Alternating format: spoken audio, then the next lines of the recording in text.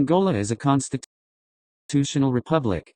In August, the ruling Popular Movement for the Liberation of Angola party won presidential and legislative elections with 51% of the vote.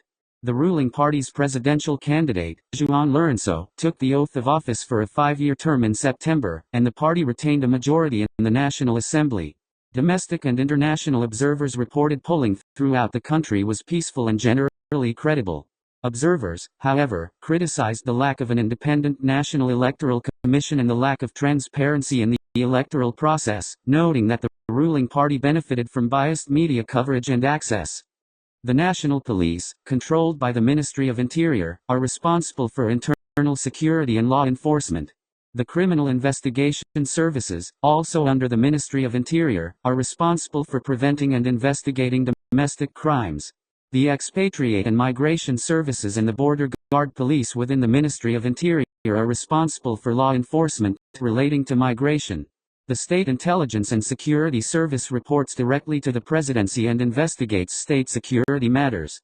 The Angolan Armed Forces also have domestic security responsibilities, including border security, expulsion of irregular migrants, and small-scale actions against separatist groups, such as in Cabinda, the Front for the Liberation of the Enclave of Cabinda. Civilian authorities maintained effective control over the security forces. There were reports that members of the security forces committed some abuses.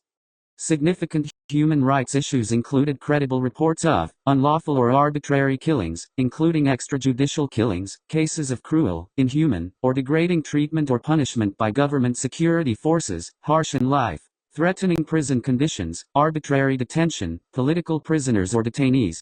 Serious restrictions on free expression and the press, including violence, threats of violence or unjustified arrests against journalists, censorship, and enforcement or threat to enforce criminal libel laws, interference with the freedom of peaceful assembly, serious government corruption, lack of investigation of and accountability for gender-based violence, and crimes involving violence or threats of violence targeting lesbian, gay, bisexual, transgender, queer, and intersex persons. The government took significant steps to identify, investigate, prosecute, and punish officials who committed abuses as well as those who were involved in corruption. Nevertheless, accountability for human rights abuses was limited due to a lack of checks and balances, lack of